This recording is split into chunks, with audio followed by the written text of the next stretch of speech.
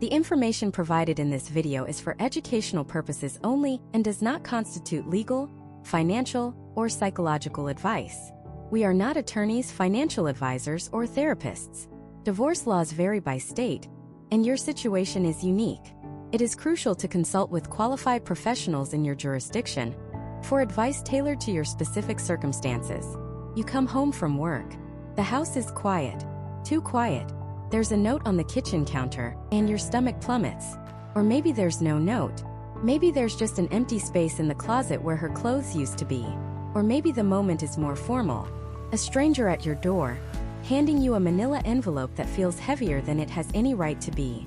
In that single shattering moment, the life you've built, the future you planned, the very ground beneath your feet, it all turns to dust. If that sounds familiar, you are not alone. In the United States, nearly 70% of all divorces are initiated by women. That means for the majority of men, the end of their marriage doesn't start with a mutual conversation. It starts with a shockwave, a unilateral decision that leaves you reeling, confused, and feeling like you've been pushed out of a plane without a parachute. This isn't just another video complaining about the system. This is your parachute. This is your playbook. This is a strategic field manual for navigating what will likely be the most difficult and defining battle of your life. Over the next several parts, we are going to dissect the 10 most common, most devastating challenges men face during divorce in the US. We will expose the hidden traps, the psychological warfare, and the systemic biases that you are about to encounter. But more importantly, for every single challenge, we will give you actionable, real-world strategies to fight back, to protect yourself, your assets, your relationship with your children, and your sanity. By the end of this, you will not be a victim. You will be a strategist. You will be prepared. So let's start with the very first challenge, the one that hits you like a freight train before you can even process what's happening. Challenge number 1. The initial shock and emotional avalanche. This is the ground zero of your divorce. The moment the bomb goes off, your brain is flooded with a toxic cocktail of disbelief, betrayal, anger, and gut-wrenching fear. You're replaying every recent conversation, every argument, every moment of silence, searching for clues you missed. You ask yourself, how did I not see this coming? Your mind is racing, but you're completely paralyzed. This isn't just sadness. This is a fundamental assault on your identity. For many men, our identity is deeply intertwined with our role as a husband, a provider, a protector. When that is suddenly stripped away without your consent, it creates a void. Who are you now? What is your purpose? The world stops making sense. And what is the default programming for most men when faced with this kind of overwhelming emotional trauma? We go silent. We put on the mask. We tell ourselves, be strong. Don't break down. Handle it. Society has conditioned us to believe that showing emotional vulnerability is a sign of weakness. But in this specific situation, at this specific moment, that stoicism is the single most dangerous thing you can do. It is strategic suicide. Why? Because when you suppress that emotional avalanche, you isolate yourself. You retreat into your own head, which is currently the most hostile environment on the planet. Your brain is in fight or flight mode. It's pumping your system full of cortisol and adrenaline. Your prefrontal cortex, the part of your brain responsible for rational thought and long-term planning, is essentially offline. You are operating from your primal lizard brain, the part that only cares about immediate survival. And a man operating from his lizard brain makes catastrophic mistakes. He either goes into fight mode, sending angry, threatening texts that will later be used against him in court as Exhibit A, or he goes into flight or fawn mode, desperately trying to fix things, begging, pleading, and making outrageous promises. He'll say, "You can have the house, you can have the money, just please don't do this." He's negotiating away his entire future from a position of pure panic, giving up leverage he can never get back. So what is the strategy here? How do you survive this initial, overwhelming blast? The first move is the most critical. It's called the 72-hour rule. For the first 3 days after you receive the news, you do absolutely nothing. Let me be clear. You do not move out of the house. You do not agree to any custody arrangement. You do not transfer money. You do not sign a single piece of paper. You do not post a single word on social media. You do nothing that makes a permanent change to the status quo. Your only job for 72 hours is to breathe and to observe. Your wife may have been planning this for months, even years. She has a strategy. She has a head start. You have just been ambushed. Trying to make major life decisions in this state is like trying to perform surgery on yourself in the middle of a car crash. The 72-hour rule is your emergency brake. It stops you from bleeding out before you can even assess your wounds. Responding with silence and inaction is not weakness. It is a power move. It tells the other side you will not be bullied by emotion, and you will not be rushed into a bad decision. The second part of the strategy is just as vital. Break the silence strategically. The old Stoic programming needs to be shattered. But this doesn't mean venting to anyone who will listen. Complaining to your buddies at a bar will get you sympathy, but it won't get you a strategy. You need to assemble your personal board of directors, your wartime council. This means making 2 phone calls. The first call is to the best family law attorney you can find. Not just any lawyer, a specialist. You're not hiring them yet, you're just scheduling a consultation. This is reconnaissance. You are gathering intelligence. The second call is to a therapist, a counselor, or a men's divorce support group. This is not an admission of defeat. This is you hiring a specialist to manage the psychological warfare you are under. A CEO has a board of advisors. A 5-star general has a team of strategists. You are now the CEO of your own survival, and you need experts. Talking to a professional isn't about crying on a couch. It's about having a confidential, unbiased third party who can help you process the emotional chaos so you can think clearly and logically about the legal and financial battle to come. It separates the emotion from the mission. The initial shock is designed to knock you off balance, to make you reactive instead of proactive. It's a psychological blitzkrieg. By implementing the 72-hour rule and strategically breaking your silence with professionals, you weather that initial storm. You stop the bleeding. You take back a sliver of control in a situation that feels completely out of your control. You go from being the man who is ambushed to the man who is calmly and quietly assembling his defenses, preparing for the long fight ahead. You are signaling that you will not be a casualty. You will be a contender. And so, the first challenge begins. Not in a courtroom, not in a lawyer's office, but right there, in the echo of those devastating words. It's the challenge of information. Think of it like this: your spouse has spent months, maybe even years, planning a military campaign. They've studied the terrain, your shared finances. They've consulted with generals, attorneys. They've drafted a narrative, a story of the marriage's end where they are the protagonist, the victim, or the hero. And you just heard the first shot fired. You are standing in the open, completely unaware the war had even been declared. This is the ambush advantage, and it is the single greatest hurdle you will face in these first few days. Your shock, your grief, your confusion. These are not just emotions. From a strategic perspective, they are vulnerabilities your opponent is counting on. They expect you to react emotionally because an emotional man is a predictable man. An emotional man makes mistakes. And in the opening hours of a divorce, these mistakes can cripple your entire case before it even begins. So let's talk about the 5 deadly sins most men commit in the first 48 hours. The first is the most human: begging and pleading. You try to reason with them. You list all the good times, you remind them of the vows you took, you promise you can fix it. But you must understand, by the time the words "I want a divorce" are spoken, the decision has already been made. The ship of reconciliation has sailed. Your pleading is not heard as a heartfelt cry from a loving husband. It's heard as the desperate noise of a man who is losing control. You are handing them power. You are confirming to them that you are weak, that you are not ready for this fight, and that they hold all the cards. The second sin is a close cousin: the promise to change. I'll go to therapy. I'll stop working so much. I'll be a better husband. Again, this is a catastrophic error. The time for those changes was months or years ago. Making those promises now, under duress, makes them sound hollow and manipulative. In her mind, and in the mind of her future attorney, this isn't a promise. It's an admission of guilt. You are essentially handing them a signed confession listing all of your perceived failures as a husband, which they will gladly use to build their narrative against you. The third deadly sin is the angry outburst. The rage is understandable. Your world is imploding. But yelling, screaming, punching a wall, sending a barrage of furious text messages. This is like handing the enemy a loaded gun and pointing it at your own chest. Every angry word becomes evidence. It will be twisted and reframed to paint you as unstable, threatening, and unsafe. This is the primary fuel for a restraining order, which can get you kicked out of your own home and immediately prejudice a judge against you in custody matters. They are often baiting you, waiting for you to lose your temper so they can dial 911 and say, "I'm scared." Do not take the bait. Which brings us to the fourth, and perhaps the most devastating tactical blunder, voluntarily moving out of the marital home. She might say, "I think we just need some space." Or, "It would be better for the kids if one of us left for a while." Sounds reasonable. It sounds civil. It is a trap. The moment you walk out that door, you set a legal precedent. You are telling the court, "The children are fine without me being there every day." You are telling the court, "I can survive financially without access to the home and its assets." Possession is 9/10 of the law, and in family law it's more like 10/10.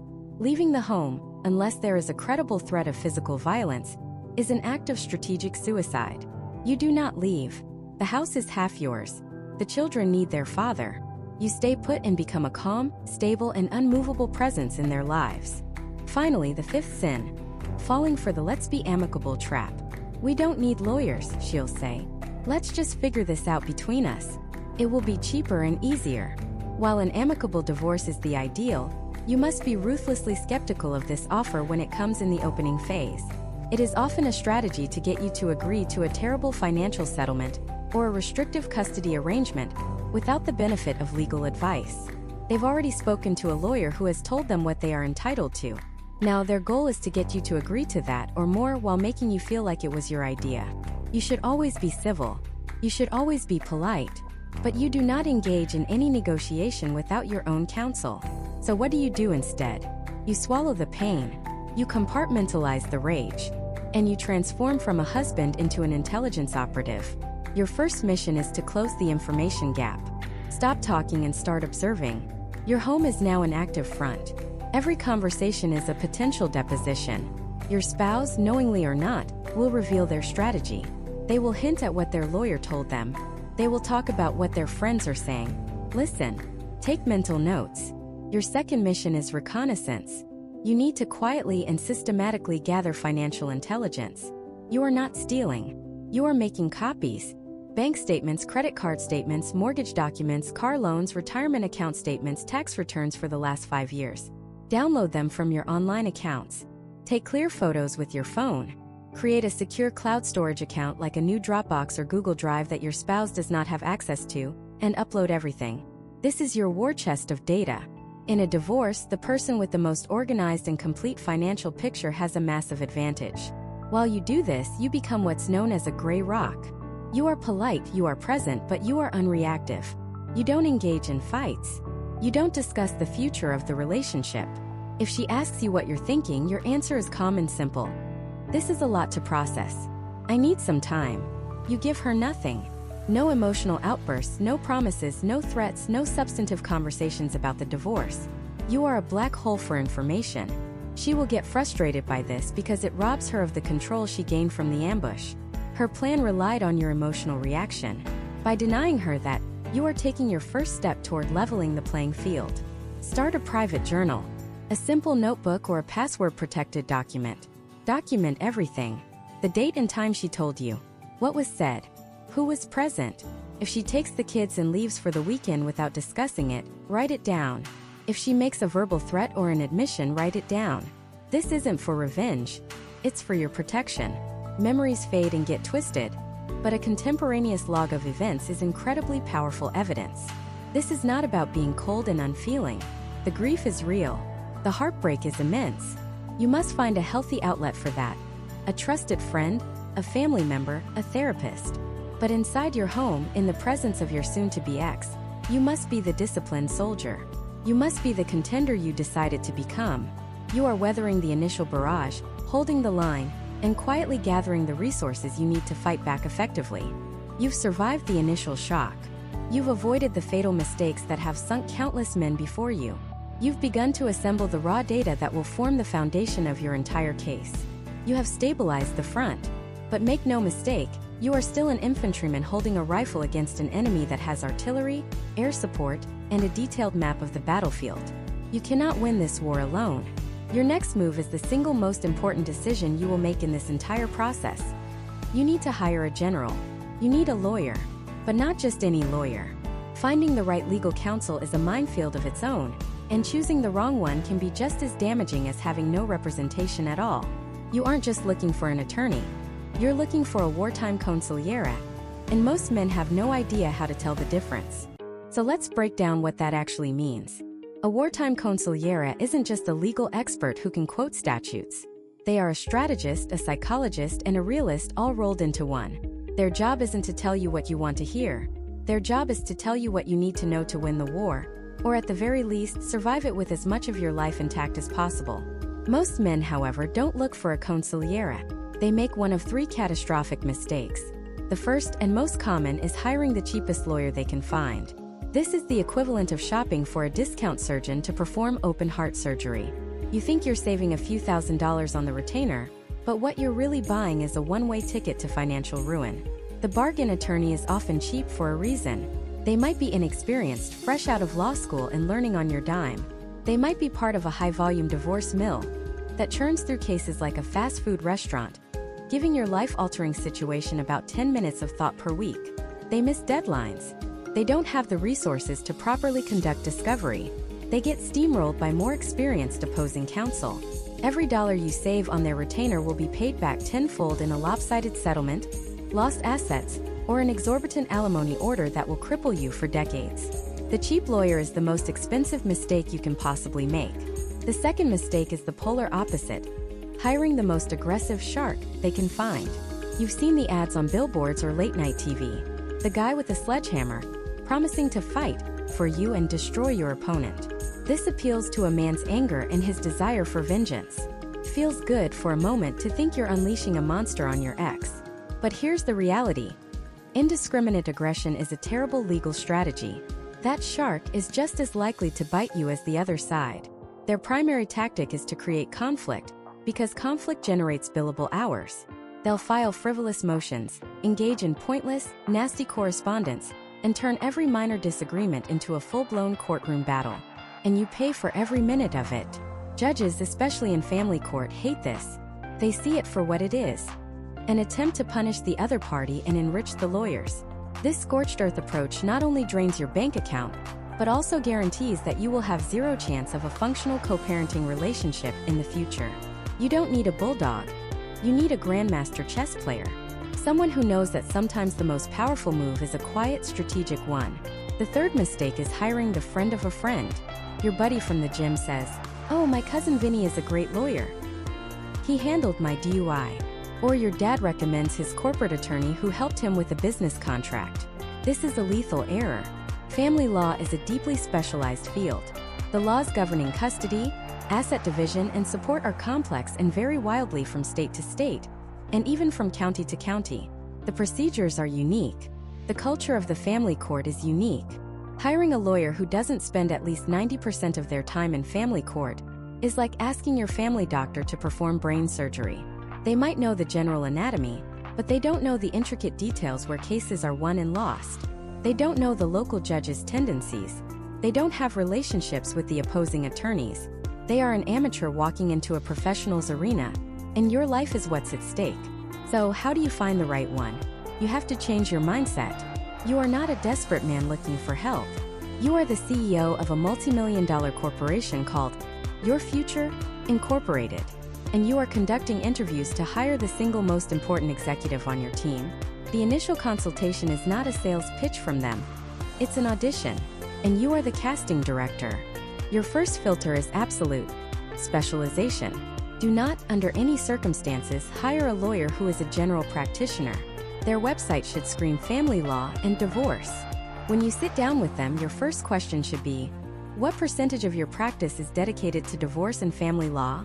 If the answer is anything less than 90%, you thank them for their time and you walk out the door. Next, you need to understand who you're actually hiring. Ask, if I retain you, who will be my primary point of contact and who will be doing the actual work on my case? Will it be you or a junior associate? Many large, impressive firms use the senior partner as the face of the company to sign you up, then pass your entire life off to a 26-year-old associate you've never met. You need to know exactly who you'll be dealing with day to day. Now you test their strategic mind. Don't just tell them your story and wait for them to say, "Don't worry, I'll take care of it." Ask them pointed questions. Based on what I've told you, what is your initial assessment? What are the biggest challenges you see in my case?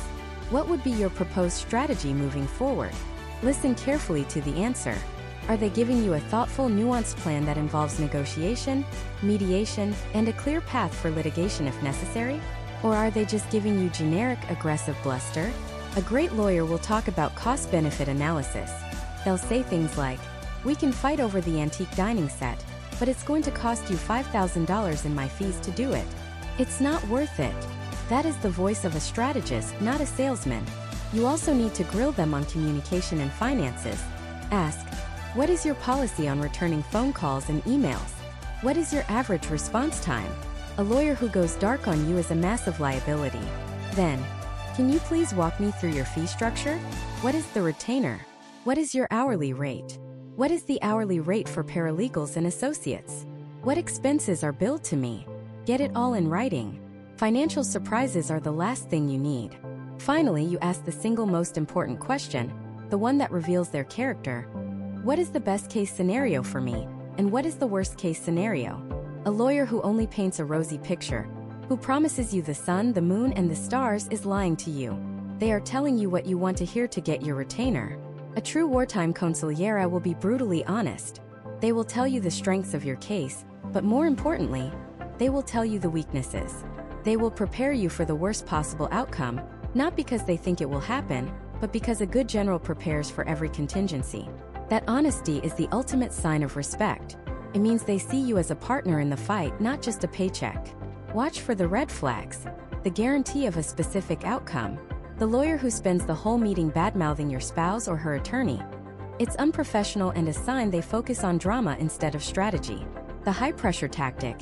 You need to sign with me today. I'm very busy. A good lawyer will want you to be certain and will give you space to make your decision. Choosing your legal counsel is the first and most critical battle of your divorce. It sets the tone for everything that follows. Getting this one decision right can be the difference between a manageable new beginning and a decade of financial and emotional hell.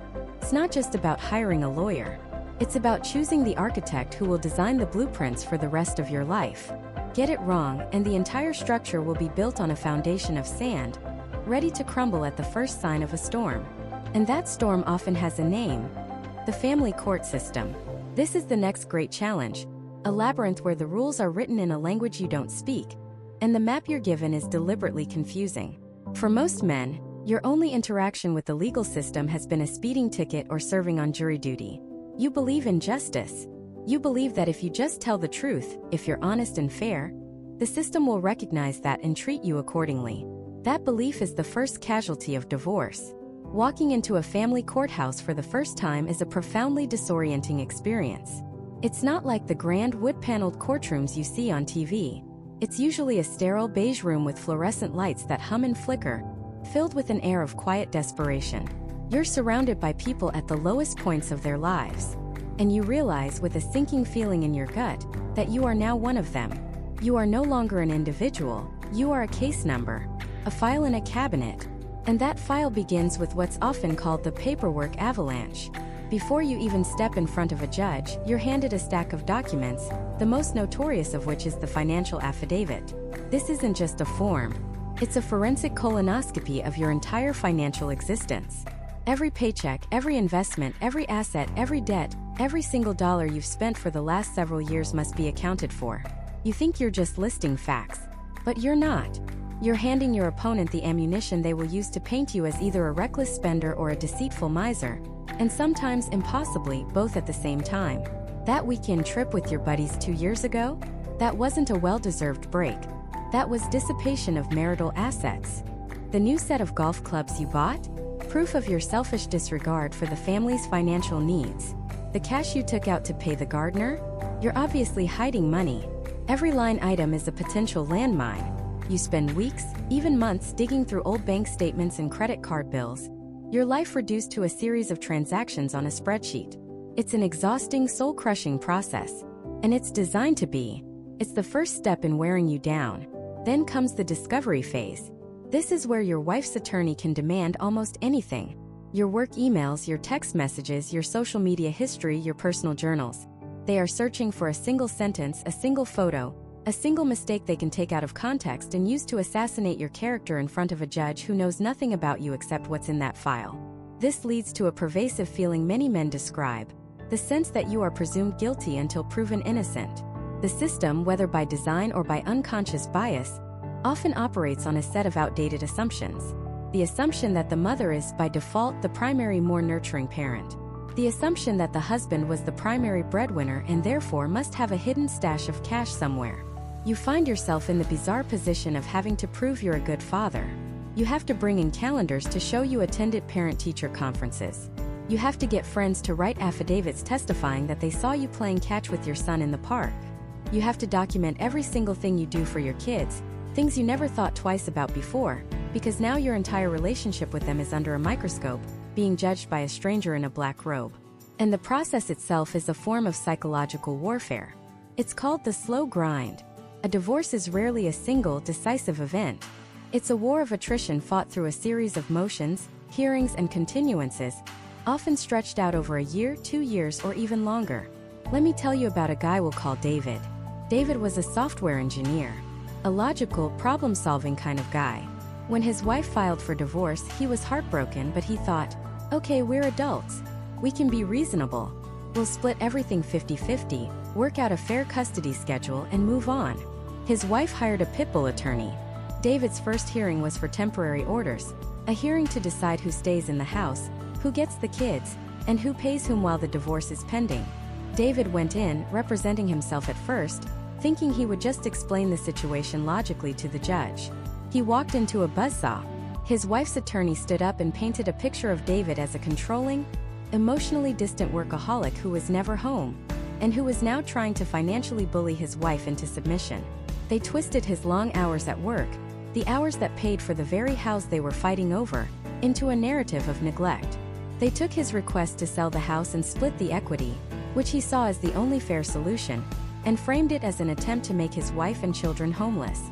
The judge, who had 15 minutes to decide the immediate future of David's life, sided with caution. He ordered David to move out of the family home. He ordered him to pay temporary alimony and child support, based on inflated numbers provided by his wife's attorney. He gave his wife temporary primary custody, and David was relegated to seeing his own children every other weekend. In the space of 15 minutes, David lost his home, the majority of his income, and daily access to his kids. He walked out of that courtroom in a daze. Nothing made sense. The truth didn't matter. Logic didn't matter. All that mattered was the story, and his wife's lawyer had told a better, more compelling story. That was just the first hearing. For the next 18 months, David's life was a relentless cycle of legal maneuvers. Motions to compel, requests for production, depositions where he was grilled for hours about every aspect of his life, continuances that delayed hearings for months, all while he was bleeding money on legal fees and supporting 2 households on 1 income. He was in a constant state of fight or flight. Every email from his lawyer made his heart pound. Every registered letter in the mailbox sent a jolt of anxiety through him. He couldn't sleep. He couldn't focus at work. The man who used to build complex systems with clear rules was now trapped in a system that felt arbitrary, emotional, and fundamentally unjust. This is the hidden challenge of the legal system. It's not just about the outcome. It's about the process. The process itself is the punishment. It is designed to be adversarial. It takes 2 people who once loved each other and forces them into the roles of plaintiff and defendant, turning a relationship into a lawsuit. It drains your bank account, it drains your energy, and it fundamentally changes the way you see the world. You learn that people you trusted can lie with a straight face under oath. You learn that the institutions you believed were there to protect you can be used as weapons against you. You are forced to live in a state of hypervigilance, constantly on guard, constantly defending yourself. You're no longer just a husband or a father. You're a defendant. And this constant state of battle does something to a man's mind, something deep and dangerous that no one ever warns you about. It's the death of trust. Not just in your partner but in the world, in the systems you believed in, and ultimately, in yourself. It's a slow-acting poison that rewires your brain. You see, for most of his life, a man is conditioned to be a provider, a protector, a builder. His entire mindset is geared toward construction, toward solving problems, toward moving forward. But in a contentious divorce, none of those skills apply. In fact, they become liabilities. Your instinct to fix things is seen as manipulation. Your desire to provide can be twisted into an attempt to control. Your instinct to protect your children can be framed as gatekeeping. So your brain, in a desperate act of self-preservation, begins to change. It shifts from a builder's mindset to a soldier's mindset. You are no longer building a life, you are defending a perimeter. Every single interaction becomes a strategic calculation. Every email, every text message is no longer communication. It's discovery. It's evidence. You start reading every word from her or her attorney not for its stated meaning, but for its hidden threat. You spend hours, sometimes days, drafting a simple 2-sentence response about a soccer practice schedule, because you know that a misplaced word or an ambiguous phrase could be Exhibit A in a motion filed against you. This is what I call litigation brain. It's a state of hypervigilance that is utterly exhausting. You can't sleep, because your mind is constantly running simulations of courtroom scenarios. You're in the shower and instead of relaxing, you're replaying a conversation from last week, dissecting it for weaknesses, wondering if you should have recorded it. You're driving to work, and you're not thinking about your job. You're thinking about the financial affidavit you have to fill out, terrified that you'll forget some small detail that will be used to paint you as a liar. This mental state completely isolates you. Your friends, the ones who haven't picked a side or disappeared, don't understand. They say things like, "Man, you just need to relax." Or, "Why are you so obsessed with this?" They can't comprehend that for you, relaxing is not an option. To let your guard down, even for a moment, feels like an invitation for disaster. Feels like willingly walking into an ambush. You can't explain to them that you are living in a psychological war zone, where the person who knows all your secrets, all your fears, all your weaknesses, is now your sworn adversary, often guided by a professional who is paid to exploit them. And this leads to a profound erosion of identity. The man you were before the divorce starts to fade away. You look in the mirror and you don't see a father, an engineer, a musician, a friend. You see a respondent, a defendant, a case number. Your entire life, all your accomplishments, your character, your history, gets compressed and flattened into a series of legal filings, accusations, and counter-accusations. She might say you were a bad husband and the court might not care. But if she files a motion saying you're a bad father, the system is designed to assume the worst about you until you can prove otherwise. This is the ultimate inversion of justice for many men. You are guilty until proven innocent. The very foundation of your role as a man, being a father, becomes the primary battlefield. And the tactics used on this battlefield are brutal. Suddenly, your entire history of parenting is under a microscope. Every time you were 5 minutes late for a pickup, every time you raised your voice in frustration, every time you chose to discipline your child in a way she disagreed with, it all gets collected, cataloged, and weaponized. It's presented to a court not as the normal, imperfect reality of parenting, but as a pattern of negligence or anger or instability. You find yourself walking on eggshells around your own children. You become terrified to be a normal dad. You want to wrestle with your son on the living room floor, but a little voice in your head says, "What if he gets a bruise?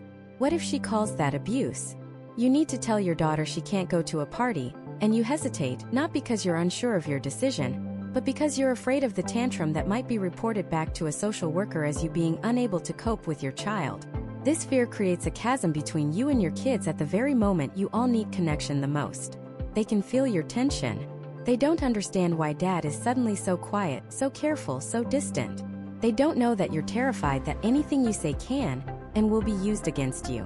They don't know you're playing a constant game of three-dimensional chess, trying to protect your relationship with them, while navigating a legal system that seems predisposed to question it.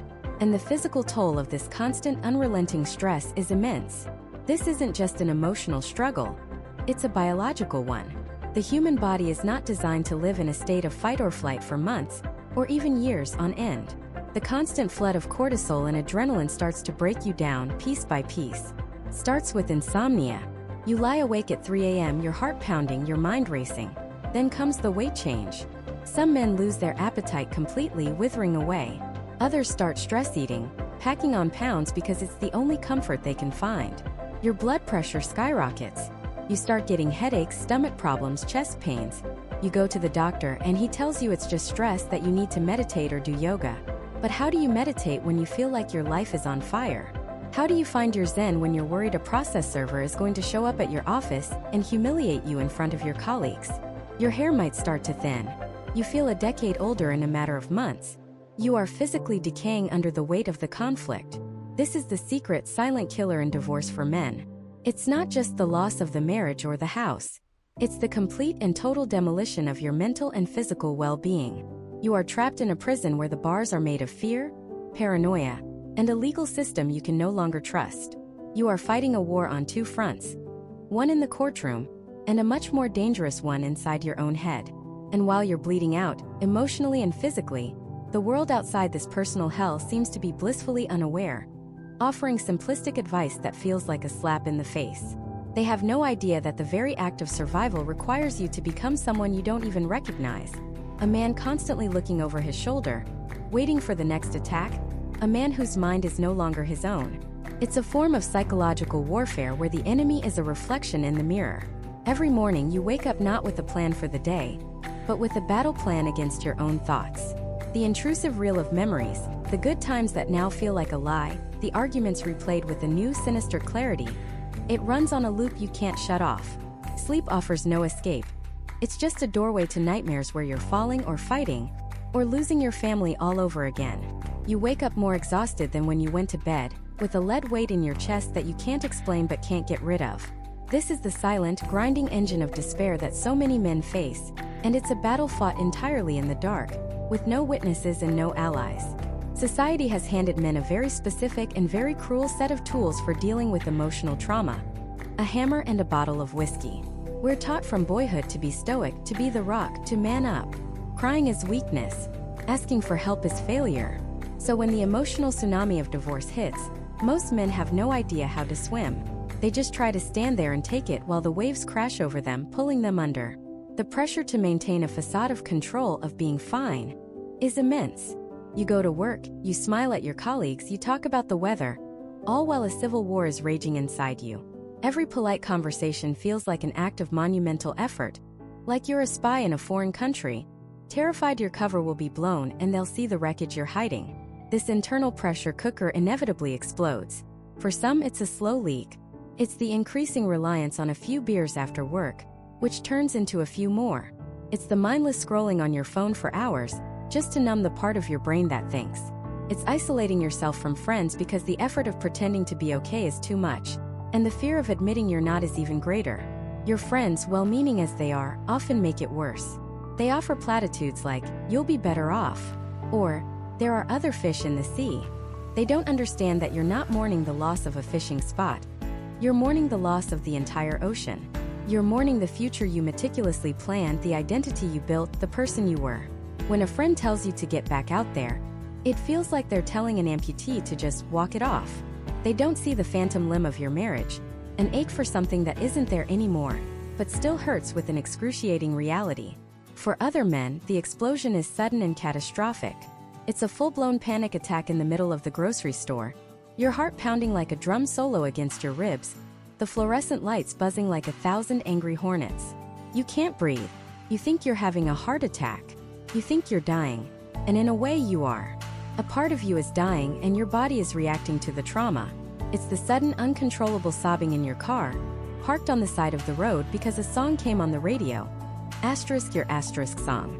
It's the white-hot rage that flashes over you at the smallest inconvenience. A rage so intense it scares you. You don't recognize this volatile, fragile person.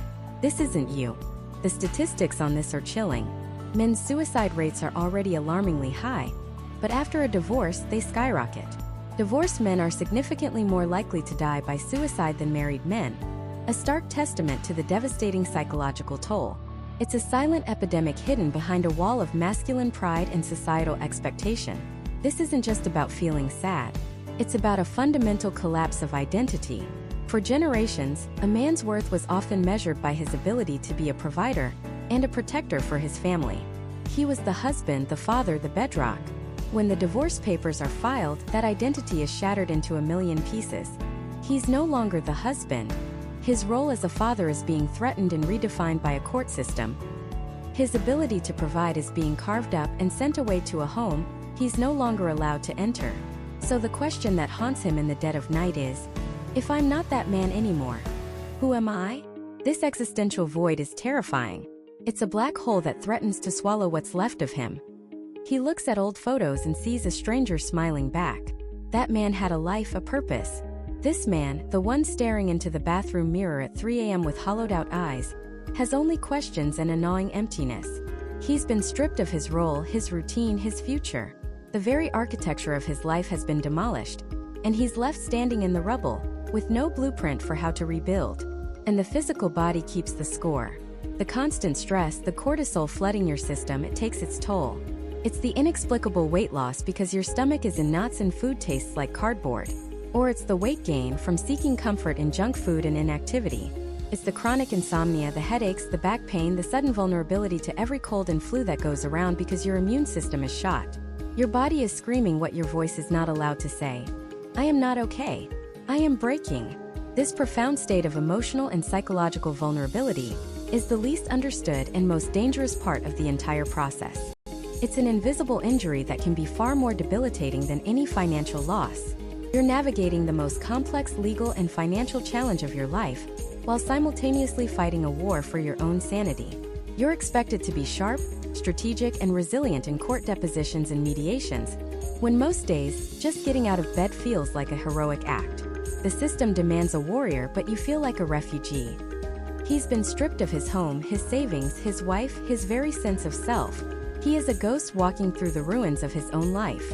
And it's in this exact moment of profound weakness, when he is at his most vulnerable, that the system requires him to be at his absolute strongest. Because the next hearing is in a week. And on the docket is the one thing he has left to lose: his children. And so he walks into the lion's den, a courtroom, a place that feels sterile and cold, completely at odds with the firestorm of emotion raging inside him. He looks at the judge, a person who holds the entire future of his family in their hands, a person who will never know about the late-night stories, the scraped knees he cleaned, or the secret handshake he and his daughter invented. This stranger, in the next few hours, will quantify his fatherhood. They will assign it a percentage, a schedule, a dollar amount. And nothing prepares a man for the soul-crushing experience of having to prove, under oath, that he is a good father. This is the battle for custody, and for many men, it feels like the war is lost before the first shot is even fired. It begins with an invisible, unspoken bias that permeates the very air of family court. It's the ghost of a legal concept called the tender years doctrine, an old belief that young children especially belong with their mothers. Now legally, this doctrine is dead. No state officially uses it, but its spirit is alive and well. It lingers in the assumptions of court-appointed evaluators, in the initial recommendations of mediators, and sometimes in the minds of the judges themselves. The mother is often seen as the default parent, the natural nurturer. The father, therefore, is not fighting for his rightful place as an equal parent. He is petitioning to be granted that status. He starts from a deficit. He has to prove his worth. Imagine having to create a resume of your own fatherhood. That's what it feels like. He's told by his lawyer to gather evidence that he's a parent. Think about how absurd that is. He prints out photos from birthday parties and family vacations. He gets report cards and letters from teachers saying he attended parent-teacher conferences. He makes spreadsheets of every doctor's appointment he drove to, every soccer practice he coached, every school play he sat through. He is building a case to prove a simple biological and emotional truth. I am their father. I was there. I am still here. Meanwhile, his wife's status as a mother is often taken as a given, a self-evident truth that requires no such portfolio of evidence. Then the narrative gets twisted. The very things he did to provide for his family are weaponized against him. He worked a 60-hour week to pay the mortgage and afford those family vacations? The argument in court is, he was an absent father, a workaholic who was never home. He took on extra projects to save for their college funds? He prioritized his career over his children. The sacrifices he made for them are reframed as choices he made instead of them. He is forced to defend the very role he was encouraged to play throughout the marriage, the provider. Now, in this new reality, that role is used as a weapon to sever his connection to the children he was providing for. And let's be brutally honest about the elephant in the room: money.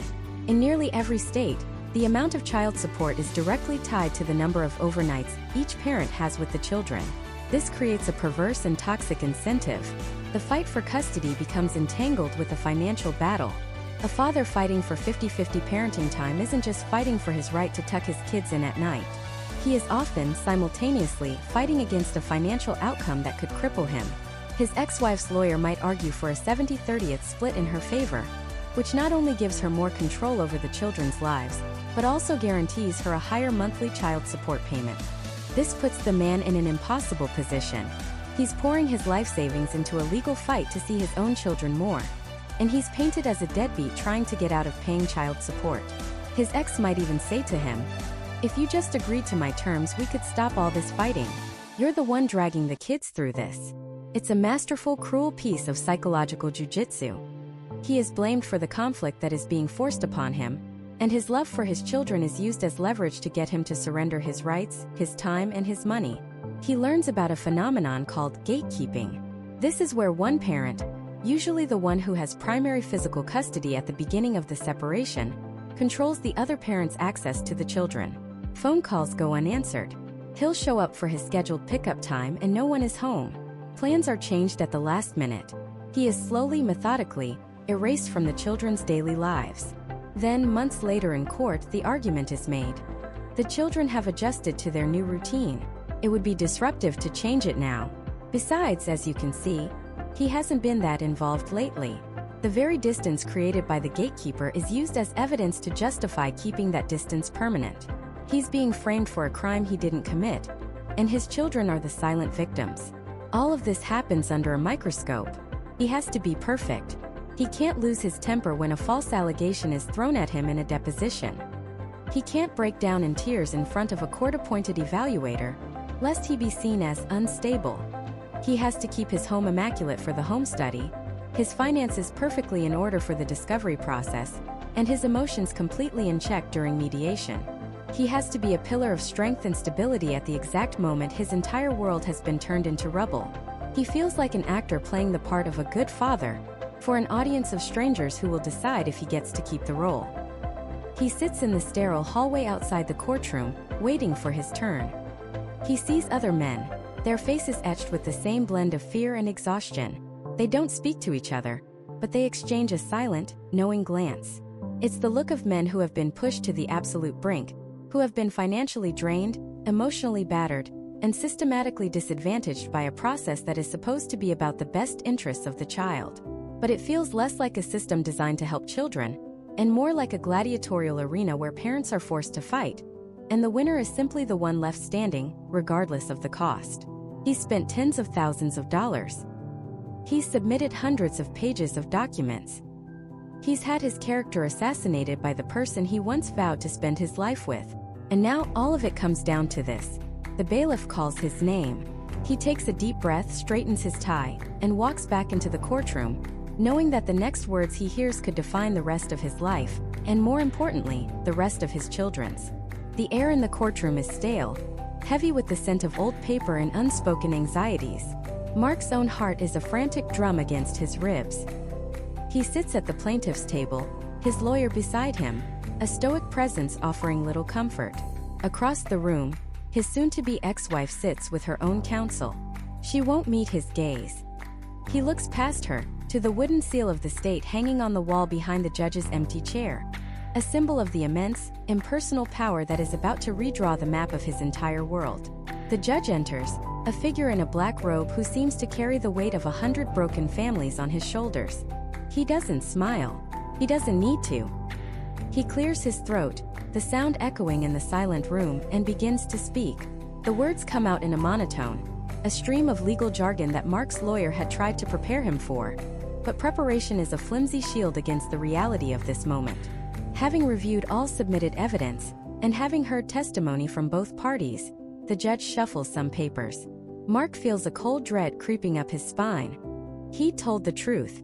He'd provided documents, character references, photos of him coaching his son's soccer team, videos of him teaching his daughter to ride her bike.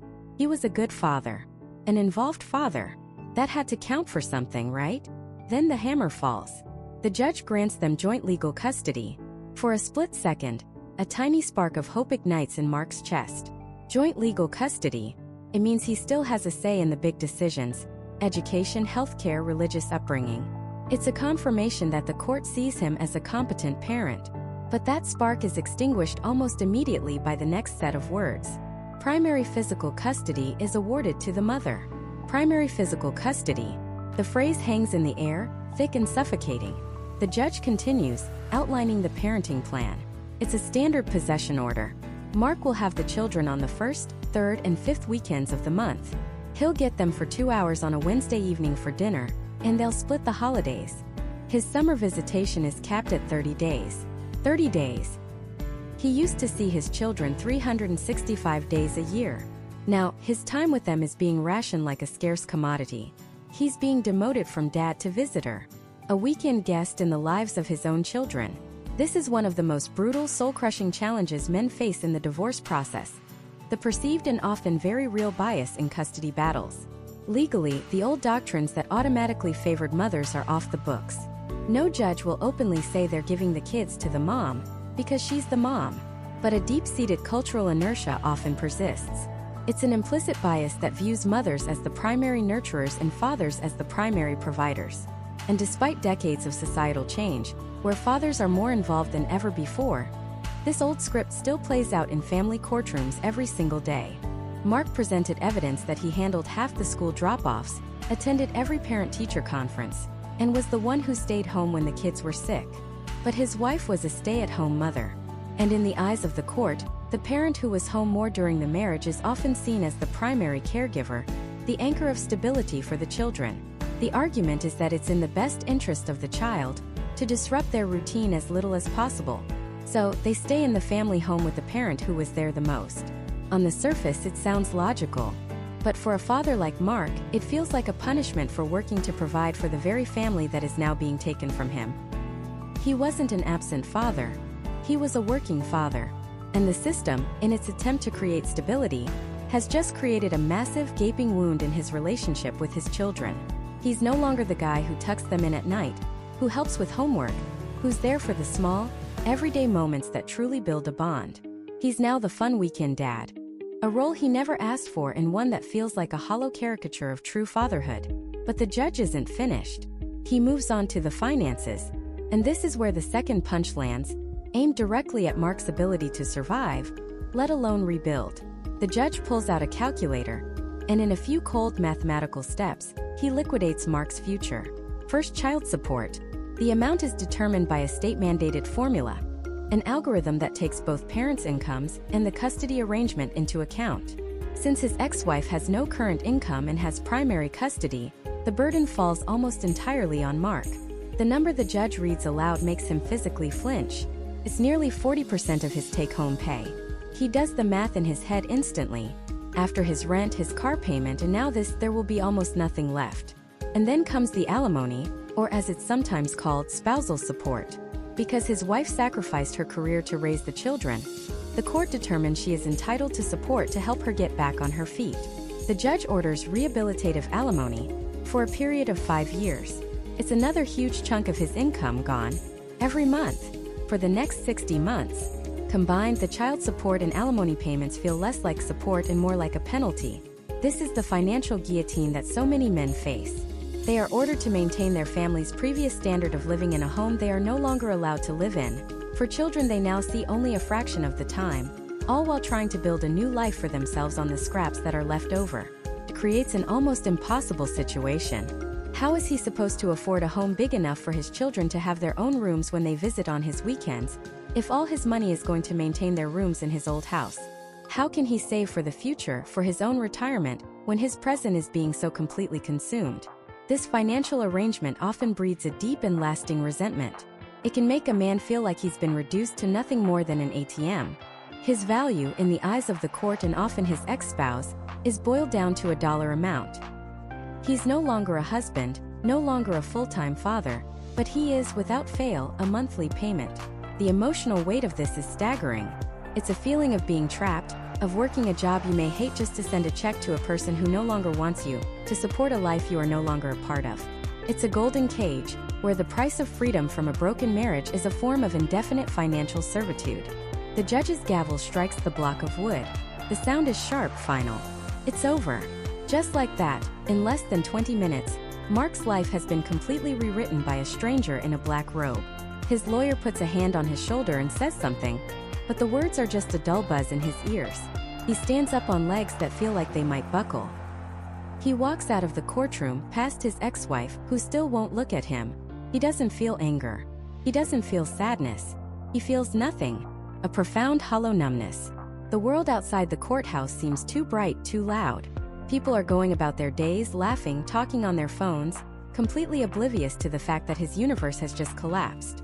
He gets into his car and just sits there, staring at the steering wheel. The court documents are on the passenger seat. A neat stack of papers that represent his new reality. A weekend father. Checkbook. A ghost in his own children's lives. He looks at his reflection in the rearview mirror and barely recognizes the man staring back. The fight is over. He lost. And now, in the deafening silence of his empty car, a terrifying new question begins to surface. Where in the world does he go from here? The first destination is the most obvious and the most brutal. It's a place he found online last week. A 2-bedroom apartment in a sterile complex across town. A place with no memories, no ghosts in the hallways, no faded pencil marks on a doorframe measuring a child's growth. He turns the key, the lock gives a cheap, hollow click, and he pushes the door open. The smell of fresh paint and new carpet hits him first. It's the smell of a blank slate, but it doesn't feel like a new beginning. Feels like an erasure.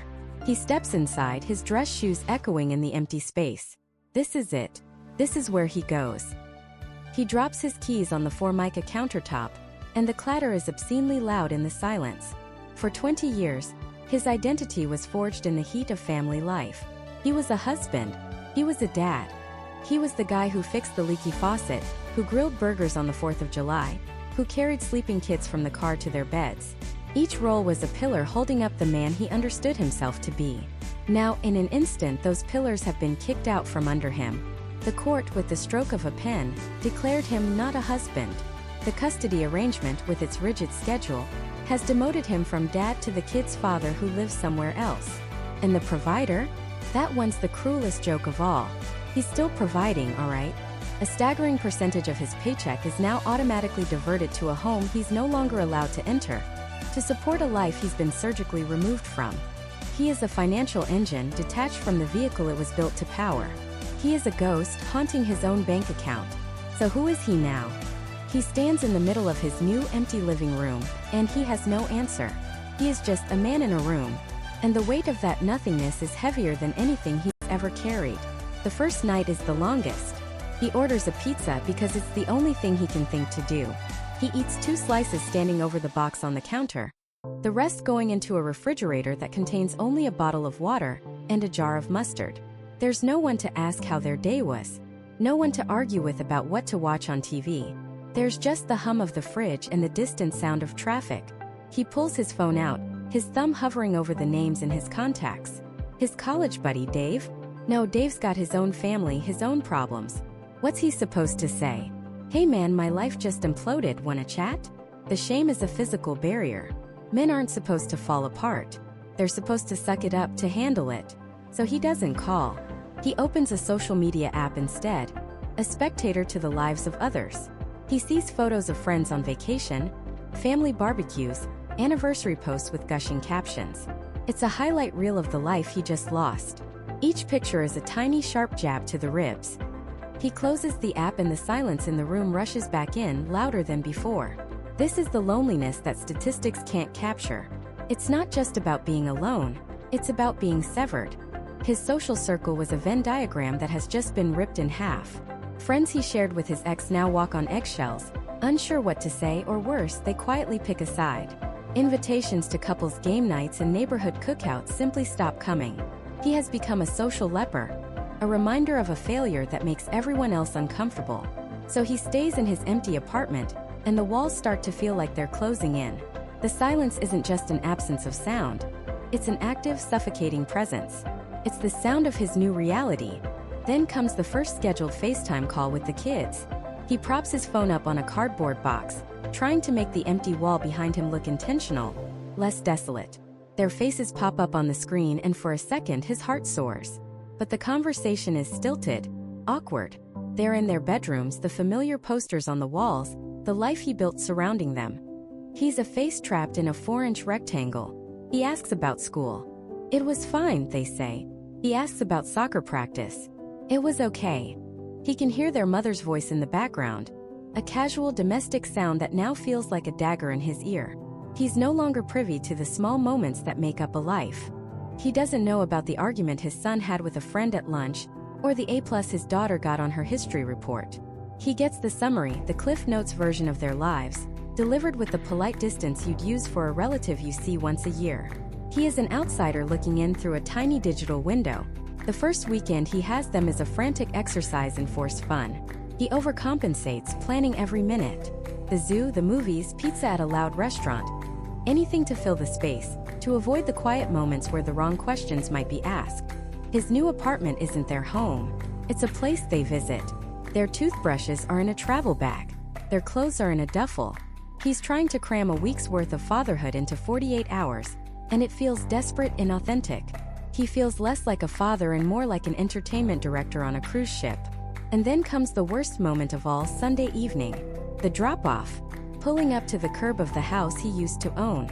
Watching his kids run up the walkway, back to their real life without a backward glance. He drives away, the 2 empty booster seats in the back of his car like a monument to his failure. The ache in his chest is so profound, so physical, he feels like he can't breathe. He has become a visitor in the lives of his own children. The first of the month hits like a body blow. He sits at his laptop, staring at his online banking statement. The numbers are stark, unemotional, and devastating. 2 massive withdrawals back to back. The first is labeled spousal support. The second, child support. He watches the balance on his own account plummet. What's left is supposed to cover his own rent, his car payment, his utilities, his food, his gas, his entire existence. He does the math for the 10th time, and for the 10th time it doesn't work. The future he had been planning for decades, retirement, savings, maybe a small boat one day, has vanished. That future was built on a financial foundation that has just been dynamited. Now he's in survival mode.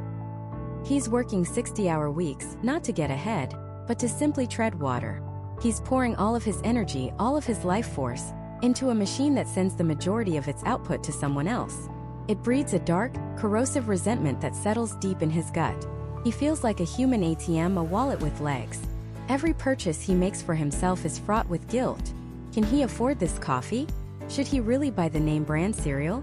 Meanwhile, he knows the money he's sending is funding a life he's no longer a part of, vacations he's not on, new clothes he won't see, a home that feels more like a shrine to his replacement. This financial castration is a unique form of psychological torture. It's a constant, monthly reminder of what he's lost, and a crippling barrier to building anything new for himself. He is running a race with his feet tied together, and the finish line keeps getting moved further away. Weeks bleed into months.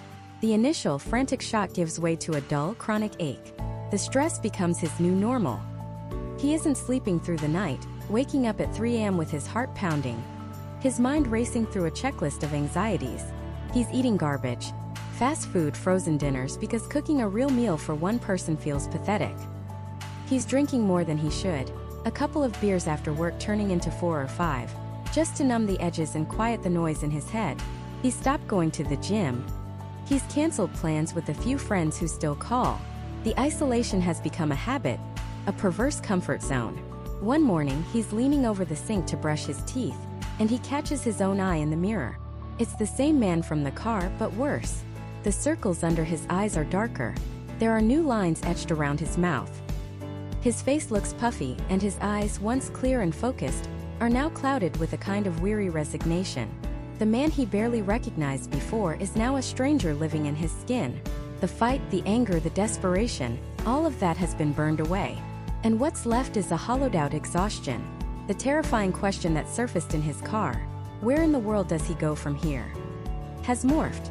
It has festered in the silence and the loneliness and the struggle. It's no longer a question of logistics or direction. It's a question of existence. He stares at the tired, broken man in the mirror, and a far more dangerous question finally surfaces, whispering in the quiet of his empty apartment. What's the point? It's the most terrifying question a man can ask himself, because it's not looking for an answer. It's a declaration of surrender, a white flag raised over a battlefield of broken promises and shattered dreams. The point was the family. The point was the home. The point was the life he was building, the future he was working for, the woman he promised to protect. Now all of it is gone, reduced to ash and legal documents. So what is the point? This is the bottom. This is the place where the statistics are born. The grim numbers we whisper about but rarely confront. The quiet desperation that ends in a silent tragedy. Because when a man loses his purpose, he loses his compass. He's adrift in an ocean of pain, and the shore is nowhere in sight. The world keeps moving, the sun keeps rising, but his world has stopped. He's a ghost haunting the ruins of his own life. And in that moment, staring into the void, he has a choice. It's not a choice he wants. It's not a choice he feels equipped to make. But it's the only choice that matters. He can let the darkness take him. He can become another statistic, another sad story told in hushed tones. Or he can answer the question. He can look that terrifying void right in the eye and give it an answer it wasn't expecting. He can decide that the point is him. This is the beginning of the great rebuild. It's not glamorous. It's not a movie montage with an uplifting soundtrack. It's brutal, painstaking work. It starts with the smallest, most insignificant acts of defiance against the despair. It starts with getting out of bed when every fiber of his being screams to stay down. Starts with taking a shower, putting on clean clothes. It starts with making a simple meal instead of ordering another greasy pizza. These aren't just chores. They are declarations of war. Each one is a small victory, a single brick laid in the foundation of a new life. He is telling the universe, and more importantly himself, I am still here. I am not finished. The old purpose is gone. It was external. It was tied to his role as a husband, a provider for that specific family unit. That role has been amputated. And like any amputation, there's a phantom limb. He still feels the shape of it, the weight of it, the ache where it used to be. The mistake is trying to find a replacement for that exact limb. He can't. The new purpose cannot be external. Not at first. It has to come from within. It's a process of excavation, of digging through the rubble of his old life to find the man who existed before the marriage. The young man with his own dreams, his own hobbies, his own passions. What did he love to do? Was it hiking? Playing a guitar? Working on an old car? Maybe it was something he never even got to try. This is the time to be selfish. For years, his energy, his resources, his time, it was all directed outward for the family. Now, for the first time in a long time, he has to redirect that fire inward. He has to invest in himself. He has to go to the gym, not just to get in shape, but to wage war on the stress and the depression, to feel the burn and know he's alive, to feel his own strength returning with every rep. He has to learn to cook for himself, not just for sustenance, but as an act of self-care, of nourishing the body that has carried him through this hell. He has to read books, listen to podcasts, learn a new skill. Anything that re-engages his mind and reminds him that he is a thinking, growing, capable human being, not just a divorced guy. And he absolutely must rebuild his tribe. The isolation is a poison. It will kill him faster than anything else. The shame and the feeling of failure make him want to hide. But he has to fight that instinct. He has to pick up the phone and call that old friend he's lost touch with. The real friend. The one who won't just offer empty platitudes, but will sit with him in the silence, or drag him out of the house for a beer and a game, even when he doesn't feel like it. He has to find other men who have walked this path. Men's groups, support networks, online communities. Hearing another man tell his story, a story that mirrors his own pain, is one of the most powerful medicines on earth. It shatters the illusion that he is alone in this. Proves that survival is not just possible but probable. His relationship with his children enters a new critical phase. The temptation is to see himself as a visitor in their lives. A Disneyland dad, who only gets the fun weekends. This is a trap. He must reject that title with every ounce of his being. He is not a visitor. He is their father. His role has changed, but its importance has magnified. This is his new, non-negotiable mission. He must become the most stable, reliable, and present father he can possibly be. This means creating a real home for them at his new place, not just a crash pad. It means helping with homework over the phone on a Tuesday night. It means showing up to every game, every recital, every parent-teacher conference. It means being the calm port in their storm. He can no longer be a husband, but he can become a legendary father. This becomes a new source of purpose, a why so powerful it can pull him out of the darkest holes. And then there's the anger, the bitterness, the resentment. It's a fire that feels good to stoke, feels righteous, but it's a fire that only burns him. It keeps him tethered to the past, a prisoner of a war that's already over. The hardest work of all is forgiveness. And it doesn't start with her. Starts with him. He has to forgive himself for the mistakes he made, for not seeing the signs, for not being the man he wanted to be in the marriage. He has to accept his part in it, not as a source of shame, but as a lesson etched into his soul. This is radical accountability. It's not about blame, it's about reclaiming power. As long as she is the villain in his story, she still has control over his emotions. But when he forgives, when he lets go, he takes the pen back. He becomes the author of his own story again. Slowly, almost imperceptibly at first, things begin to change. One day he wakes up and the crushing weight on his chest is a little bit lighter. He finds himself laughing at a joke, a real genuine laugh that comes from the belly. He looks in the mirror and he doesn't see a broken victim anymore. He sees a survivor. He sees a man who has been through the absolute worst the world can throw at him and is still standing. The scars are there, of course. They always will be. But they are no longer bleeding wounds. They are reminders of a battle he fought and won. The divorce was not the end of his life.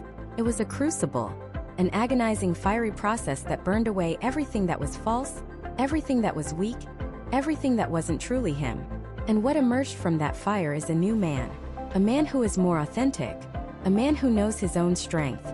A man who understands compassion because he has suffered. A man who values peace because he has lived through war. He is free. Free from a broken relationship, yes, but also free from the expectations and roles that may have been suffocating him for years without him even realizing it. He has a second chance to build a life, but this time he's building it on his own terms. On a foundation of self-knowledge and hard-won wisdom. The question is no longer, what's the point? That question has been answered. The point is the sunrise he stops to watch on his way to the gym. The point is the pride in his kids' eyes when he shows up for them time and time again. The point is the quiet satisfaction of building something new with his own two hands, whether it's a business, a piece of furniture, or a new healthy relationship. The point is the man he has become. The man in the mirror is no longer a stranger. He's a warrior. He's a father. He's the architect of his own future. And a new question finally takes its place, a question filled not with despair, but with limitless possibility. What's next?